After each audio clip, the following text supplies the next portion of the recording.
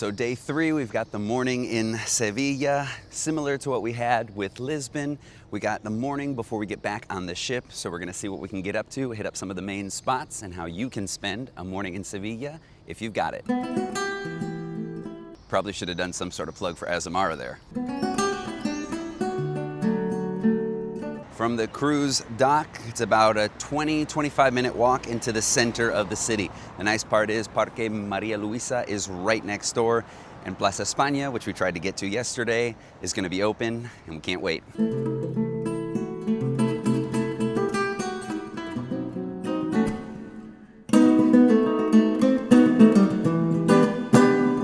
If you've ever been to Balboa Park in San Diego, kind of gives some similar vibes, especially with the different buildings that are all around.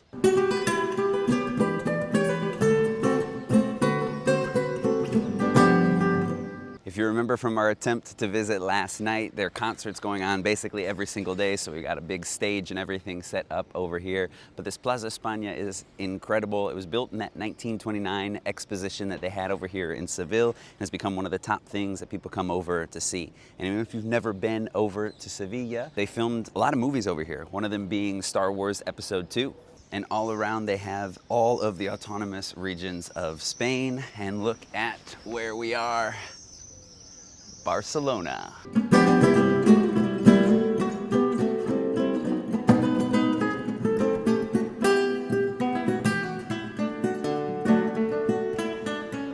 Finishing up in Plaza España, we're going to make our way past the university and get towards the historic center, which is going to have that cathedral, the Alcazar, and we'll kind of make our way around there.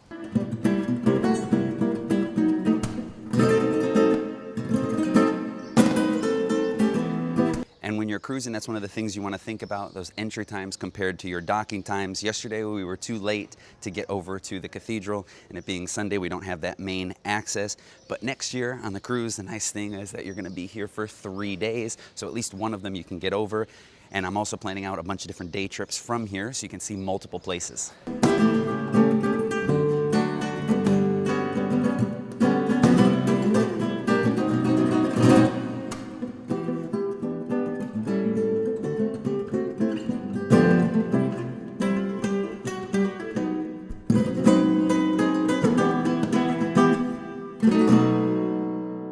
Got into that Alcazar, we were pretty much able to walk right in. We got our tickets over at the ticket booth. I think a lot of people in that line that you saw didn't realize they had to buy their tickets either online before or over in that ticket booth before getting in line. So it got really long for that first entrance. But if you get those time tickets before, it's super smooth.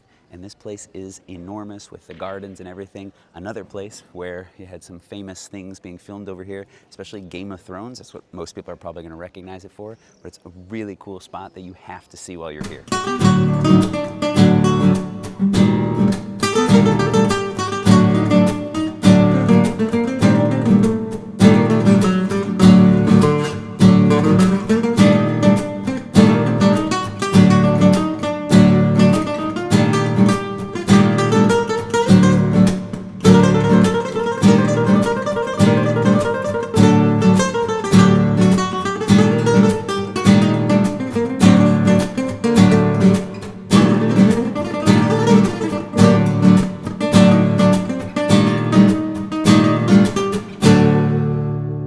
So much going on in here. It feels like it just extends and extends. We haven't even covered half of it.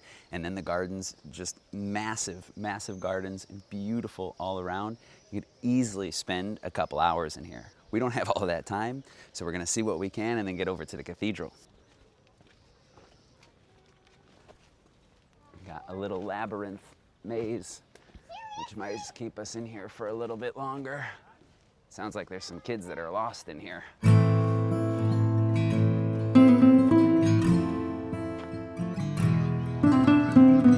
That was an awesome visit over to the Alcazar, and now we are going to get over to the Giralda, and we're going to be able to get up to the top and get some views of all of Seville.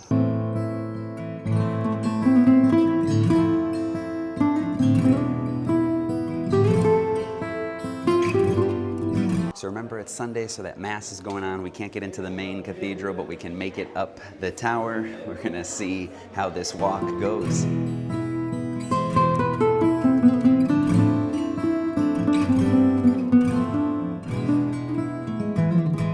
about 20 steps or so at the end. Definitely get a good sweat in there. You want to come as early as you can in the morning. You definitely don't want to be doing this midday.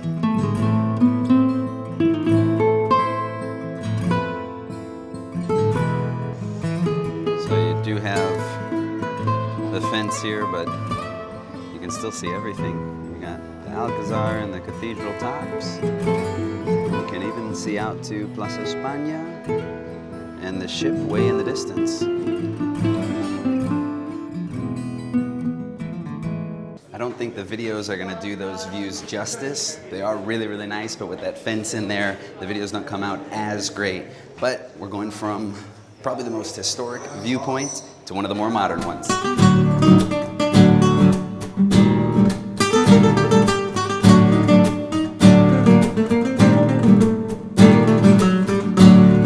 A little bit more of a modern viewpoint up at Las Setas. I remember when this thing was built and it was pretty controversial, but it offers some really cool views all around the city. And these are actually much better views from up in the cathedral. You don't have anything blocking your way. And you know how I am. I always get up to those top points, especially in those cathedrals, because I love to just get a feel for everything.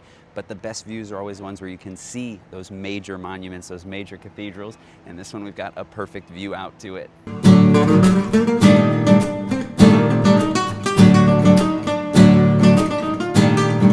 That was a really cool visit. Like I said, some of the best views that you can get. I know it might not be for everybody, but I'm glad we did it.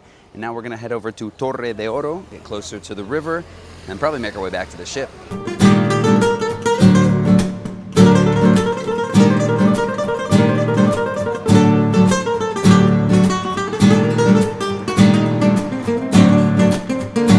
Made it over to the river, and one of the cool places if you're visiting is to get over into Triana. That's probably a place if you have a couple more days while you're here, but definitely for next year in the evening it would be a great place to visit.